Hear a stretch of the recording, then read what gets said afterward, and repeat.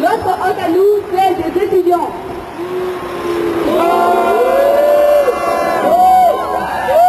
Donc, bouquins, abonnement de bus et Minerval, on doit tout payer nous-mêmes chaque année. Et dans nos petits souliers, il n'y a que les jobs mal payés ou alors l'épargne de papa et maman. Merci. Pourtant, pour le moment, nous sommes très sages, grand Jean-Claude. On se tape des bus bondés matin et soir. On s'assied dans des classes par terre. On mange des sandwichs à 3 € tous les midis. Sans parler des proprios pas pressés de relancer la chaudière. Et malgré ça, on continue à étudier. Tu veux bien nous remercier, grand Jean-Claude. Sans nous, tu aurais encore plus de mal à redresser la Wallonie. On t'envoie donc cette petite lettre pour te demander d'être un peu plus compréhensif. Ça ne fait pas bien longtemps que tu es là, je le sais bien, mais ce n'est pas une raison. Et puis dans vos promesses électorales, toi et tes amis aviez dit que les études descendent en bon état avec un bail sur 10 mois. Le bus et le train gratuit pour moi et tous les étudiants. Un Minerval qui n'augmente pas et la gratuité pour les boursiers. Une facture maximale pour les supports de cours. La suppression des taxes de résidence secondaire qui touchent les étudiants. La suppression des taxes.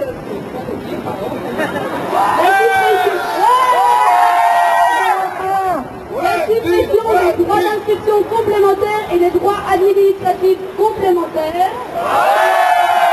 Une harmonisation et une augmentation des budgets sociaux. Ce n'est quand même pas la barre à boire. Et puis comme on a été assez sage jusqu'ici, grand Jean-Claude, fais bien attention à toi, ça pourrait changer.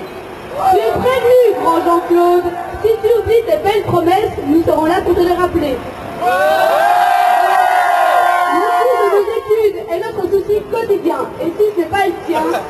ça va le devenir. J'espère que tu trouveras bien cette lettre parmi les 4500 cartes postales que nous avons déjà envoyées. On attend des nouvelles très vite. Ta Wendy. Concernant le coût des études, je suis un peu plus grand que Wendy, tant mieux comme ça. En une semaine, nous avons fait plus de 30 stands pour faire signer des cartes postales. Dans certains établissements, on a assisté aux premières assemblées générales des étudiants. Dans cette même semaine, nous avons pour cette action symbolique une centaine de personnes pour symboliquement sauver Wendy. Je crois qu'on peut dire qu'aujourd'hui, malgré les conditions climatiques, notre objectif est rempli.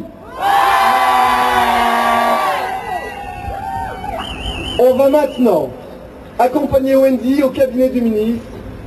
Nous allons ensemble lui remettre la lettre à Saint-Nicolas que vous avez entendue et on va lui demander quels engagements concrets en faveur de la réduction du coût des études il est prêt à nous accorder. Je tiens à rappeler que l'accord de gouvernement 2009-2014 indique que la priorité au niveau de l'enseignement supérieur doit être mise sur le coût des études.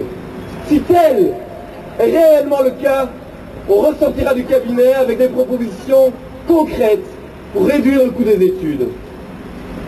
Lors de cet entretien, on nous a confié, des collaborateurs de Jean-Claude Marcourt, que si l'enseignement supérieur n'était pas dans un pire état que celui dans lequel il est à l'heure actuelle, c'est parce que nous, les étudiants du supérieur, nous savons nous mobiliser. Et nous le montrerons. Si même le cabinet concède que c'est en se mobilisant qu'on peut obtenir des avancées pour les étudiants, s'il faut qu'on se mobilise, s'il n'y a rien que ça qui peut faire que nos convictions sont rencontrées, alors nous le ferons. Pendant que nous serons... Lui-même étant absent,